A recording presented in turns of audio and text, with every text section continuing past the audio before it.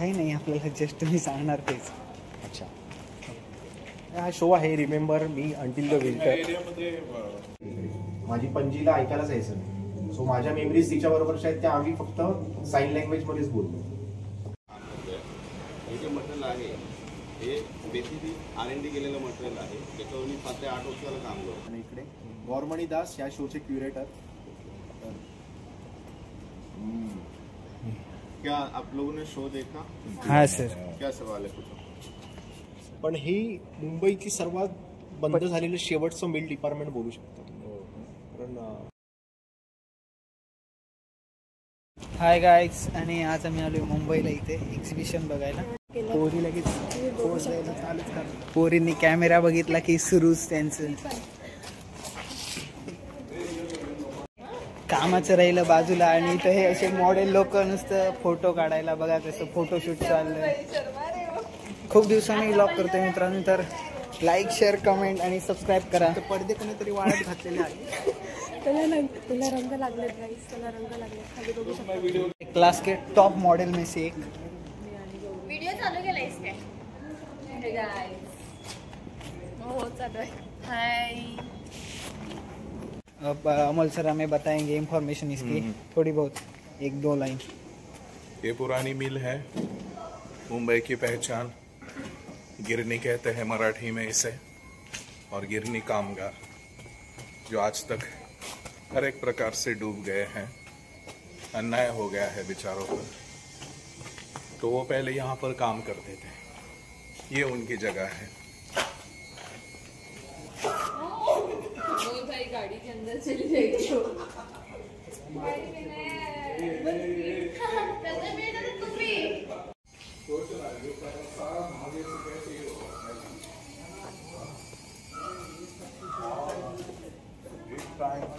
सबका ये है, कैसे चलता है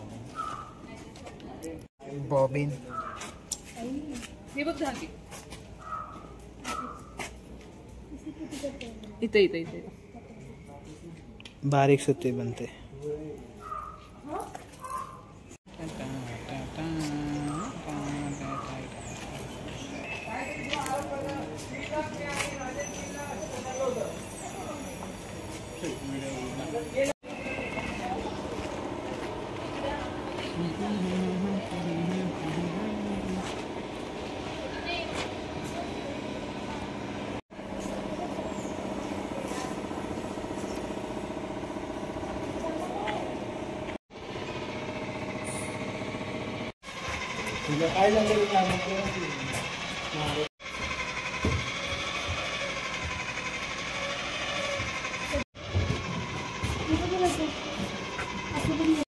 काय झालं टाक काम परत टाकतो खालचं नको.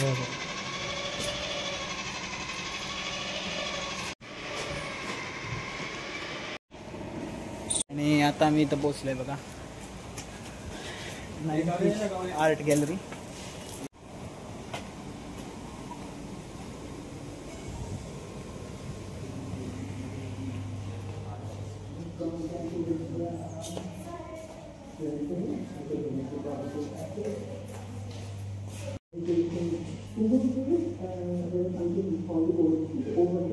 त्यावेळेला काही कलर रिमूव्हर नव्हते किंवा स्टेनर, फक्त स्टेनरने जो कलर पडेल तो मारायचे.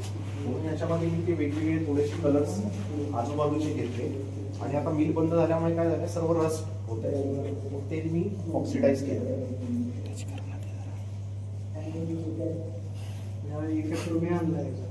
सगळा नॅचरल इफेक्ट आहे. त्याला पावसात ठेवलंय, उन्हात ठेवलंय, परत त्याला कलर मारलाय. त्याला फेब्रुवारी महिन्यापासून याच्यावर काम चालू होतं.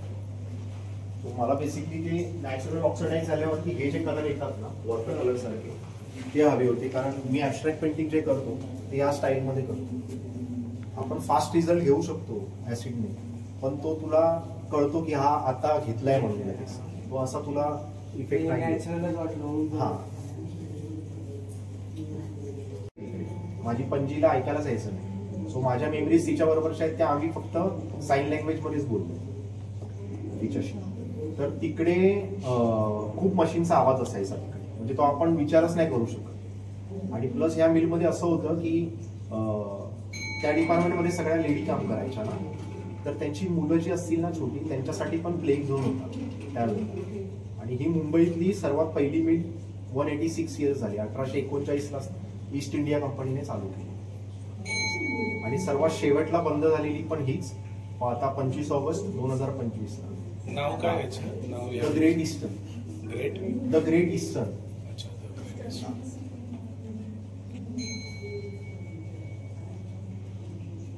आणि आता हे पूर्ण फिनिश झालंय, त्याच्यावरती कोटिंग पण झालंय.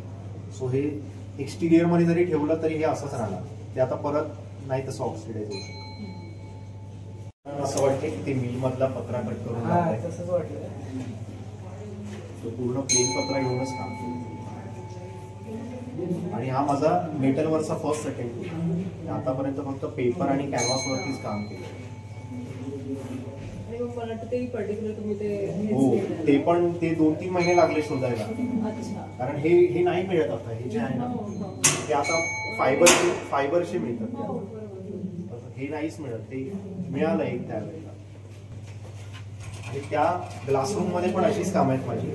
तर ती मी युनियन जो सब्जेक्ट होता इकडचा त्याला घेऊन केली.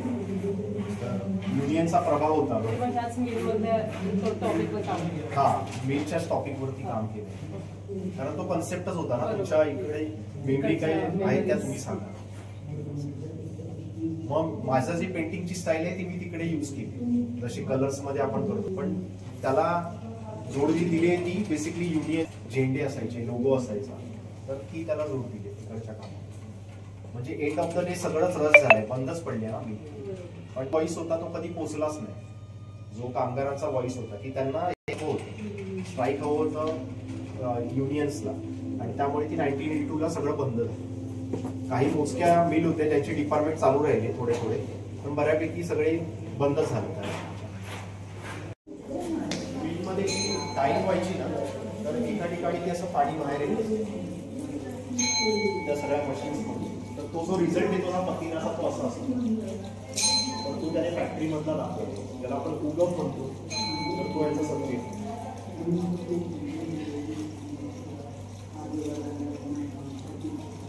गॅलरी म्हणतो.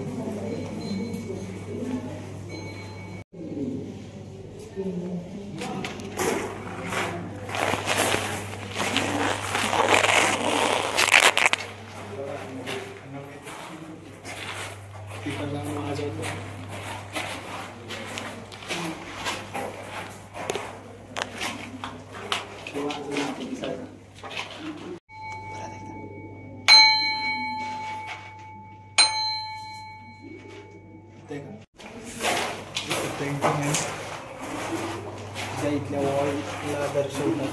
जुनी वॉल आहे आणि फील होण्यासाठी इथं सगळं खाली कार्पेट टाकलं, म्हणजे जुना फील येण्यासाठी जसं होतं तसं. वॉल लुटांच्या वॉल आहे. हे मिलची काही जुने फोटोज.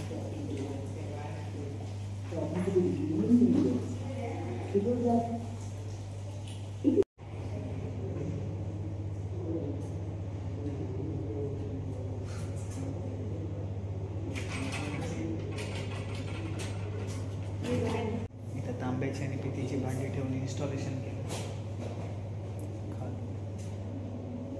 वरपर्यंत.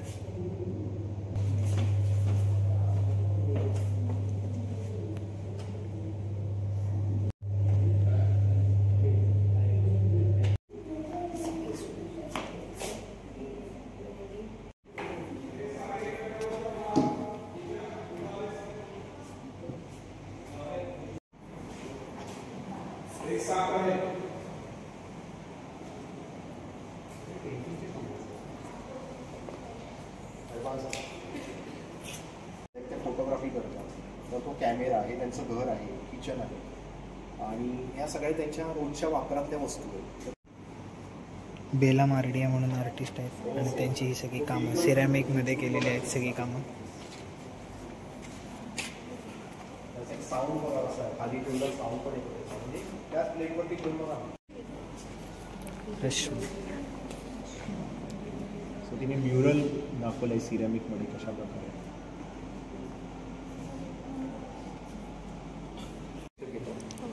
पेपर मॅशे मध्ये केलेलं काम आहे.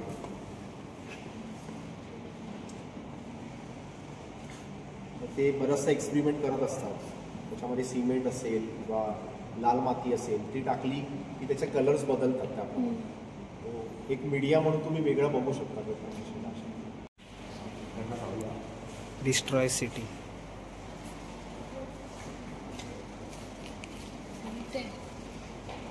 एक वीट आहे. तुम्ही बघाल तर पूर्वीची बेसिकली टायर कसे असायचे लाकडाचे, तिथपासून सगळं इथे ठेवलेले आहे. सर हे सेलला आहे. हां, हे सेलला असतं.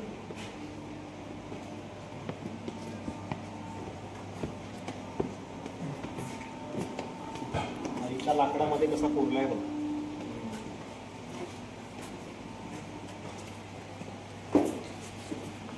आमच्या घरी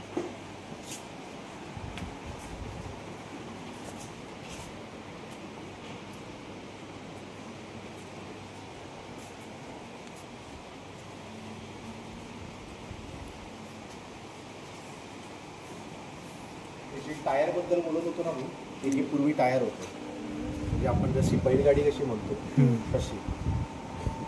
त्याचा शेप बघू शकतो तुम्ही, लाकडाचं आहे.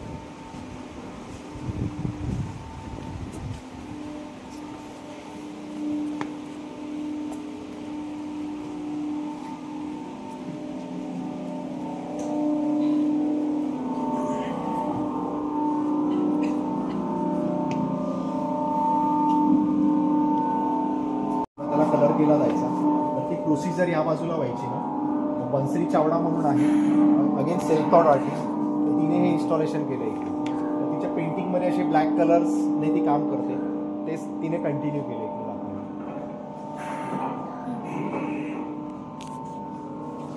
त्यावेळेस नॅचरल साऊंड इफेक्ट्स हा असे हे ह्याच्यापेक्षा जास्त आवाज असायचा, हट्टा असायचा त्या रूममध्ये. एका वेळेला काहीतरी 1,500 साऊंड मशीनचे आवाज एका वेळेला समजायचंच नाही. लोक साईन लँग्वेजमध्ये बोलायचे.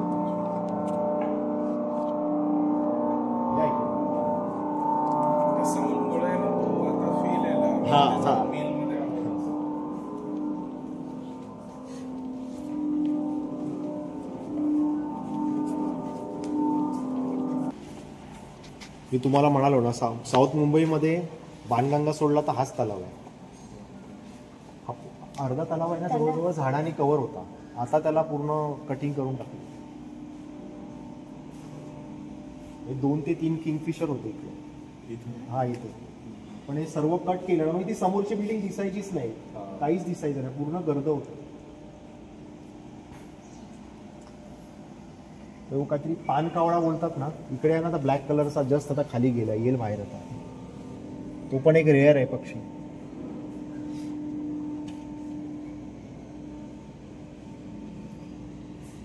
अडीच फुटापर्यंत मासे आहे त्याच्यामध्ये मोठे. नॅचरल हो हो नॅचरल पॉइंट आहे. त्याला काही हात नाही लावू शकत कोणी, तसंच ठेवावं लागतं. पार्किंग आहे ना, पेन पार्क आहे ना, करायची गरज नाही. बाहेर आता म्हणून स्वप्नील गोडसे टॉपिक जो आहे तो टनेल आहे. तो आपण असा दगड बघतो ना मोठा, तर तो त्याने टनेल बघा तसा उभा केला आणि त्याचा टॉपिक आहे दगड. याचा जहांगीरला शो झाला होता, इकडे पण झाला शो हा. तो ब्रासमध्ये बनवलेला आहे. तर त्याच्यावर जसं पाऊस पडल्यावरती तो अजून वेगळा दिसतो, ऊन पडल्यावर वेगळा दिसतो. आलंच त्यांचा टॉप होता इकडे. त्या मागे बनवलेल्या वस्तू त्यांच्या आहेत.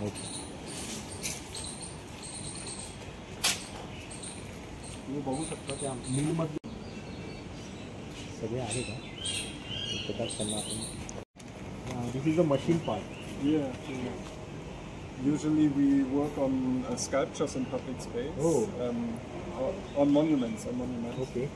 But here we work on the mill parts.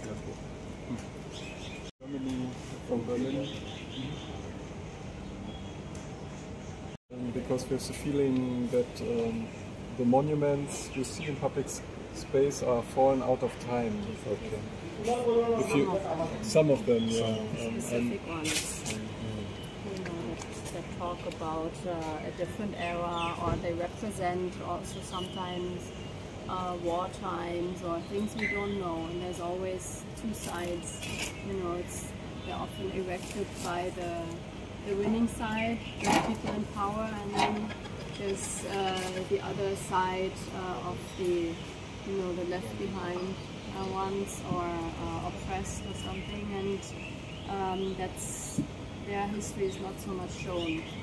But here it's more, we wanted to work with the local surrounding, and yesterday we had a talk and a workshop where we just showed people how we work, and a little bit maybe to connect with what we do in public space. हे जे material आहे हे basically R&D केलेलं material आहे, त्याच्यावर मी 7 ते 8 वर्षाला काम करतो. एक प्रत्येक इंडिव्हिज्युअल रॉड आहे, त्याला वेल्डिंग जर्नल प्रोसेसने केलेलं आहे. त्यामध्ये जो रॉ लुक आहे याला हिटिंग प्रोसेस, टेम्परेचर आणि फिनिशिंग हे वेगवेगळ्या टेक्स्चरने काम केलेलं. हा त्याच्यामध्ये एक दुसरा दगड आहे, त्याचा टायटल होतं टर्नल. इथं सीड आहे जो कॉपरमध्ये केलेला, कॉपरमध्ये त्याचा पतिना केलेला आहे. जो सीडमध्ये जे बीज असतं त्या बीजवरती दगड एखाद्या रोपं येऊ शकतं, आताही आहे. त्यानुसार वेगवेगळे दगड आहे, एक मेडिटेशन कॉन्सेप्टचा दगड होता, ते एक 7 ते 8 दगड मी वेगळ्या पद्धतीने केलेले आहे. आणि दगड हा प्रवास जो आहे, जो माती म्हणजे दगड, दगड म्हणजे डोंगर, डोंगर म्हणजे माती, माती म्हणजे जीवन, हे जे समीकरण आहे ते यातून मी रिप्रेझेंट केलेलं आहे. आणि डोंगर आपण आपल्या आयुष्यामध्ये जेव्हा डोंगराची एक ओळख होती चित्र काढताना, तेव्हा आपण एक ट्रायंगल फॉर्ममध्ये डोंगर काढायचो.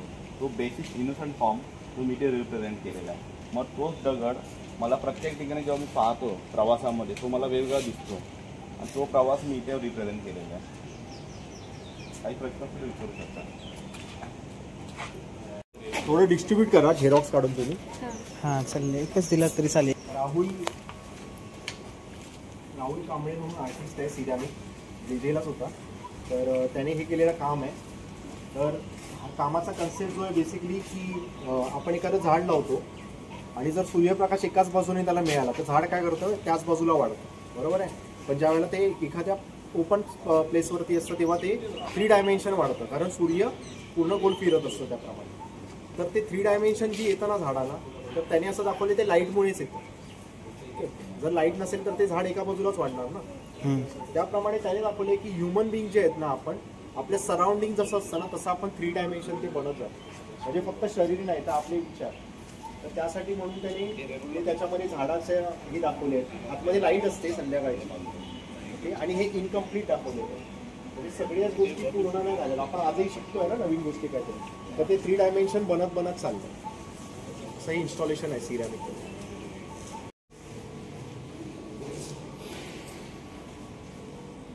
ओरिसाचा आर्टिस्ट आहे सिद्धिकांत समाजकडे. तर त्याची जी पेंटिंगची स्टाईल आहे ते बेसिकली तिकडे जे बर्ड्स येतात ना ओरिसाला, ते मायग्रेट होऊन येतात तिकडे. तर त्याने त्याच्या प्रत्येक चित्रामध्ये तो पक्षी असतो. मग आता ह्या वेळेला मिल हा कन्सेप्ट होता ना इकडे किंवा फॅक्टरी, तर त्याने ती माणसं दाखवली, पण त्यांचे हेड जे आहेत ते तिकडच्या पक्ष्यांचे घेतले.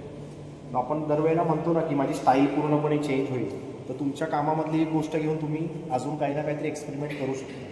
सो त्याचं काम बघितलं ज्यांना माहिती आहे याचं काम ते लगेच ओळखतात, ते सिद्धिकांचं काम आहे.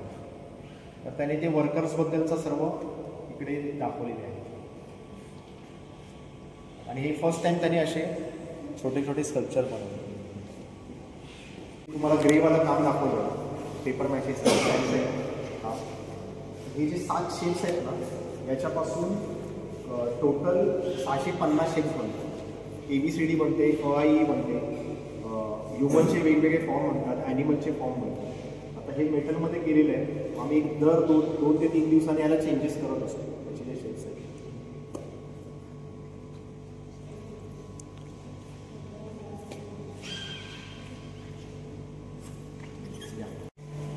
हे पुण्याचे आर्टिस्ट आहेत तन्वी चौधरी. इकडे आमच्या प्रिंटट्टामध्ये ॲज अ इंटर्न म्हणून ते काम करतो. झिंक प्लेटवरती बघू शकता तुम्ही कशा प्रकारे इचिंग केलं आहे, आणि त्याची सिक्रेट आहे. तिने इकडे हा रूट्स म्हणून सब्जेक्ट घेतला. तुम्ही मिलमध्ये बघाल तर बऱ्याचशा ठिकाणी असे रूट्स आहेत. तिचा आर्टिस्ट तन्वी चौधरी. कसं होतं, याला प्लॅस्टरिंगच नव्हतं. नंतर गॅलरीसाठी मग नंतर गॅलरीसाठी याला प्लास्टरिंग केलं 10 वर्षापूर्वी. हा जो मागे कपड्यावर बघताय ना, हे प्रिंट घेतली आहे त्या आजाराने. 1 वर्ष सुद्धा नाही झाले तिला प्रिंट शिकते.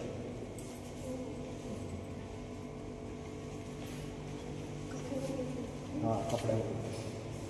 आणि तिकडे जे आपण पाण्याचं काम बघितलं, एसएस आहे, कॉपर आहे, MS आहे, ब्रास पण आहे. त्याची पेंटिंगची जी स्टाईल आहे ती अशा प्रकारे आहे. पण त्याने हे म्युरल अशा प्रकारे केलं, मेटल नाही.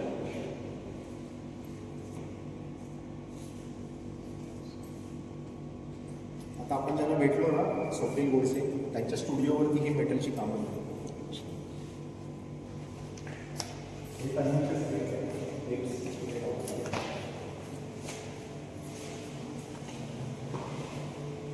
हे माझं काम आहे दुसरं. तर भिंतीवरती जेवढे तर बेसिकली ज्यावेळेला इकडे युनियन्स होतं, वर्करला कधीच बस नव्हतं, त्याला काय हवं आहे ते पोचू शकतो. पण युनियनचा लोगो न घेता मी ते कलर्स घेतले होते त्यावेळेस. त्या कलरला खूप महत्त्व आणि ताकद होती म्हणून. पण बघाल तर हा मशीनचाच पार्ट आहे आणि त्याच्यावरती मी हे कलर लावतो. But end of the day काय झालं, मिल बंद झाली, युनियन पण गेले, असं सगळं आता रस्ट होतं. सो जो रस्ट आहे ना, तो बेसिकली इकडचा सामान्य माणूस जातो किंवा कामगार, की त्याला कधीच वरती येता.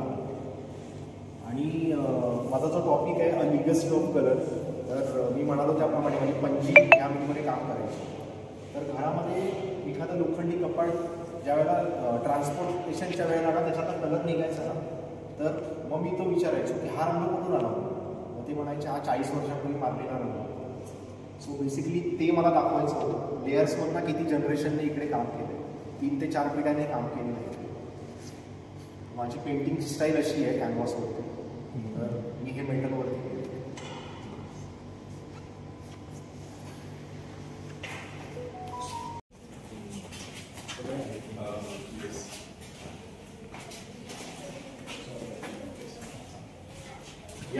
या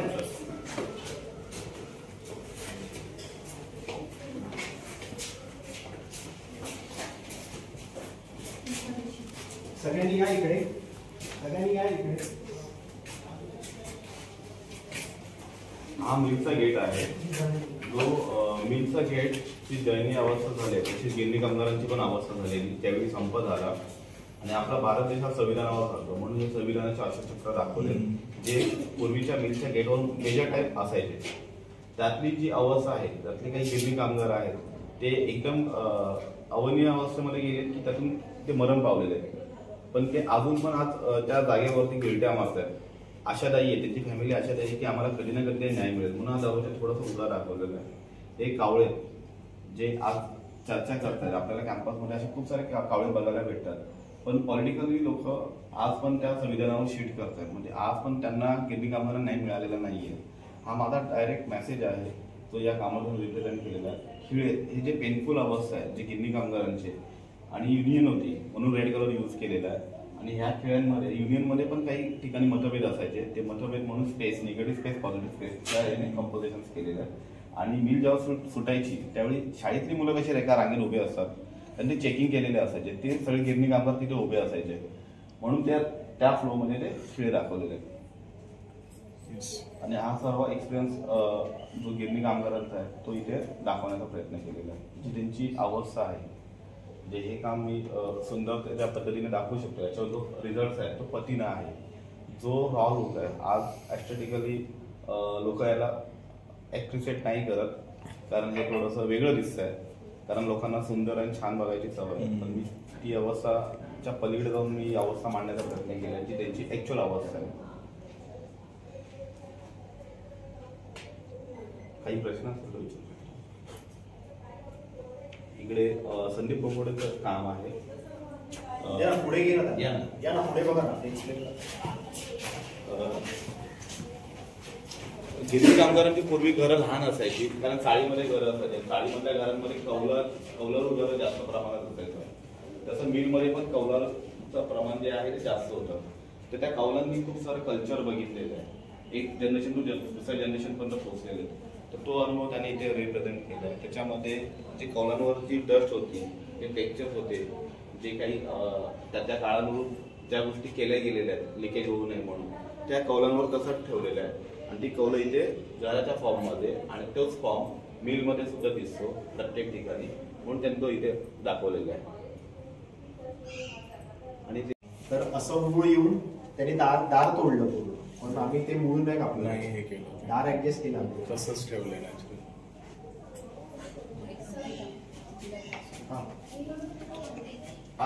भोंगा, तर पूर्वी मिलमध्ये भोंगा बांधायचा ना, त्या भोंग्यावरती सगळ्या गोष्टीची दिवसभराची कार्यक्रम पद्धत असायची डिपेंड, तर त्या अनुषंगाने त्याने ते दाखवलेलं आहे. आजही इथे गिरणगावामध्ये काही मिल्स आहेत ना, तिकडे सकाळी 6 वाजता एकदा वाजतो, त्यानंतर 9चा असतो, 11:30 असतो, 1:30 असतो आणि 5 असतो.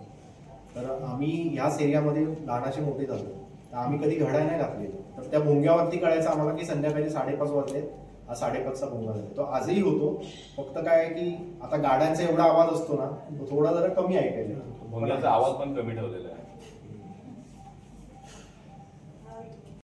हा थर्ड स्टुडंट्स आहेत, हे अमोल सर आहेत, ते घेऊन आले त्यांना इकडे. गौरमणी दास या शोचे क्युरेटर. क्या आप लोगों ने शो देखा? हाँ सर. क्या सवाल है? पूछो. पहले पूछ लो, नहीं तो मैं सवाल पूछूंगा, फिर बहुत बुरा लगेगा आप लोगों को. It's a very critical show. Site has no sense of permanence. Here we keep working. So it's a very okay. Could you please introduce yourself quickly? My name is Pooja Kanchan. And what do you study? Like, are you from drawing, painting? Please, Amol sir, ते किती वर्षाचं असतं ते? 4 years. 4 years. Yes.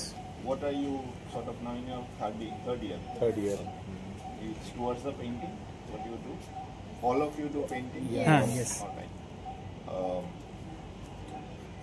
Why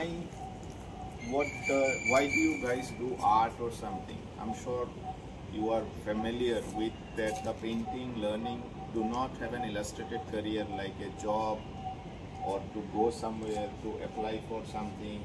You can't get a job in museum unless you have a museology degree or unless you have a restoration course degree. What you are studying has no stability. Still, why do you do it? Is there a idea that what you are studying, do you know what you are studying at all? What is that you study? Okay, tell me, anybody. I need 3 answers, any of you, in one sentence, that whatever you are studying, how do you articulate it?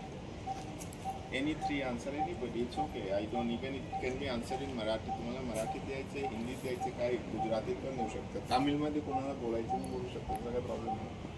Please, I need 3 answers that's what means to you what you do, because you are in your really 3rd year. You got only 1 more year to fix whatever is left.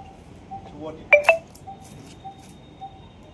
my thoughts to be able to express properly.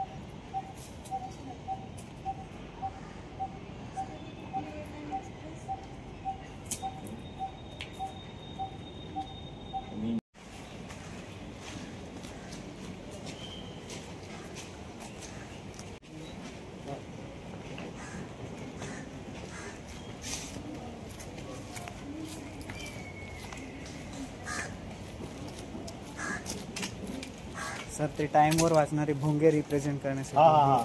आणि याच्यामध्ये basically sound बंद केलंय, नाही त्याच्यात continue sound चालू असतो. म्हणजे त्या या एरियातला मटण कापतात तिकडचा आवाज, मशिदीतून येणारा आवाज, रोडचा आवाज, सगळा साऊंड होता याच्यामध्ये. या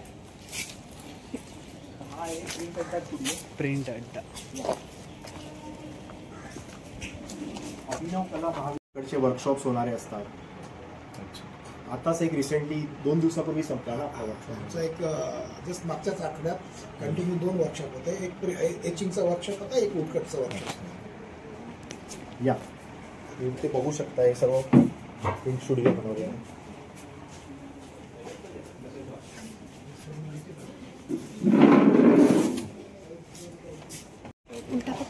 एक सगळ्यांनी या ना, शिल्पा मॅडमच सांगतील. आपण आतमध्ये थांबूया मॅडम.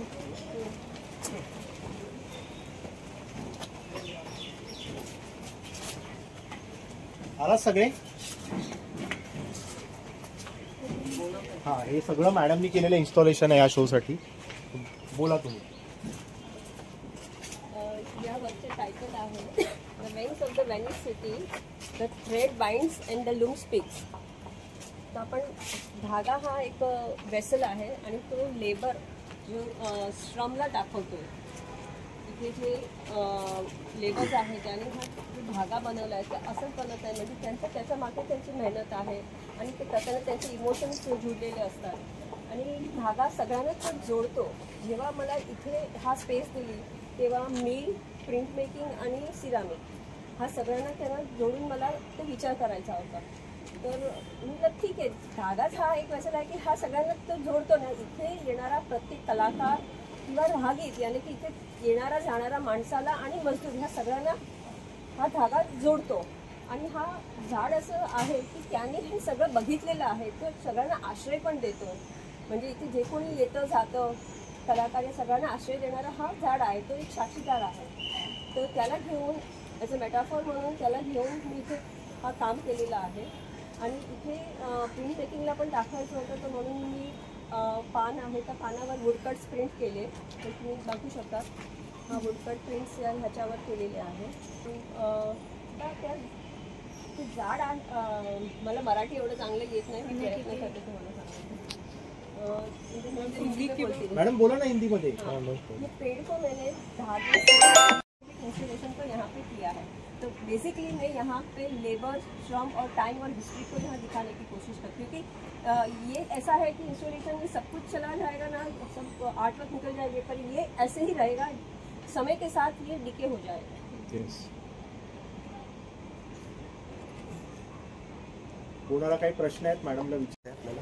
काही नाही, आपल्याला जस्ट मी सांगणार तेच. अच्छा, हा शो आहे remember me until the winter. 25 ऑगस्टला म्हणजे हा आत्ताच्या 25 ऑगस्टला हे डिपार्टमेंट चालू होतं, हे आणि हे इकडे. बाकी सगळी मिल बंद झाली, पण हे मुंबईची सर्वात बंद झालेलं शेवटचं मिल डिपार्टमेंट बोलू शकतो. कारण इकडे 13 कामगार काम करत होते आजही इथे.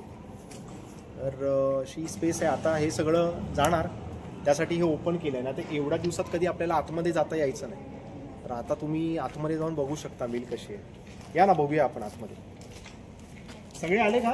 त्यानंतर हे डेव्हलपमेंटला झाल्यानंतर इथं नेमकं काय होणार आहे काहीच आयडिया नाही आहे. म्हणजे डेव्हलपमेंटमध्ये काय घरं होतील नंतर इकडे, पण या मशीन बघू शकता की ज्याच्यावर धागा कसा बनायचा कापसापासून, तर तो इकडे आहे काही ठिकाणी.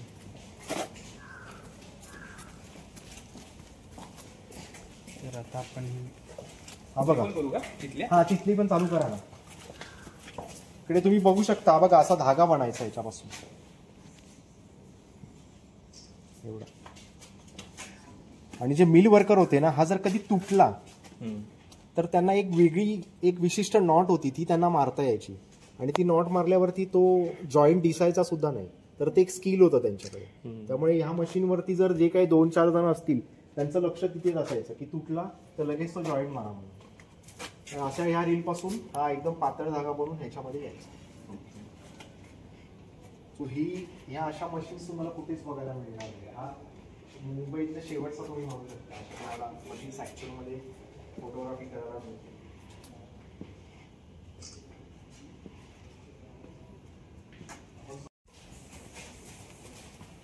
माझं जे काम आहे ना सर, बेसिकली या रंगाला घ्यायचं. लक्षात आलं माझं.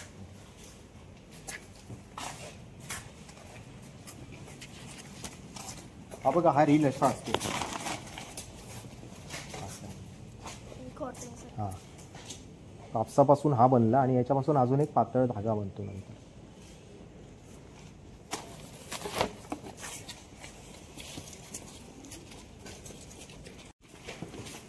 वरती फोटो काढायला किती सुंदर आहे. वरती बघा असं पेंटिंगचे शेप झाल्यासारखं आलाय सगळं.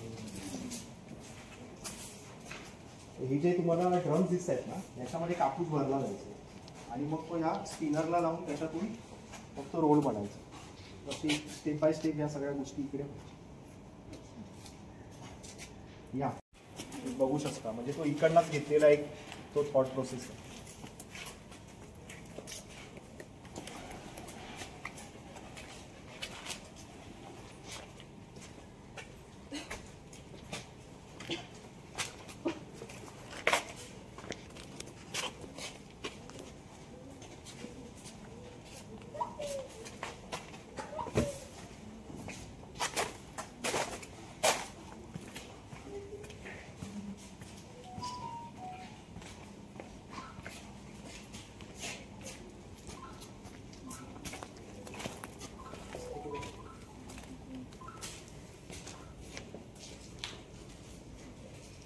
सगळ्या ऑपरेटिंग मशीन आहेत हा, एकही बंद नाही आहे. आता 25 ऑगस्टपर्यंत सगळ्या मशीन चालू होत्या, सगळ्या चालू कंडिशनमधल्या मशीन्स आहेत. मी जे तुम्हाला माझ्या आर्टवर्क बद्दल जो कलर दाखवला होता ना, तर हे असे शेड्स इकडे त्यावेळेला तयार केले जायचे आणि मग त्याच्यात असं ठरायचं की हा कलर मारा म्हणून पूर्ण मशीन, मग असा रंग मारला जायचा. तर ते एक जस्ट हा रेफरन्स होता माझ्यासाठी त्यावेळेला.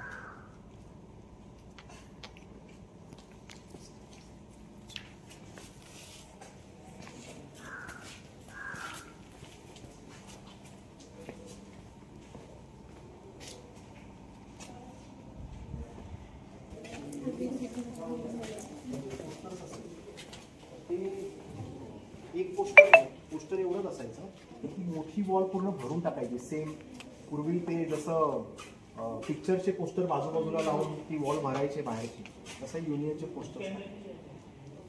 हे प्रत्येक जण आपली ताकद दाखवतो एक हे होतं भाग होता.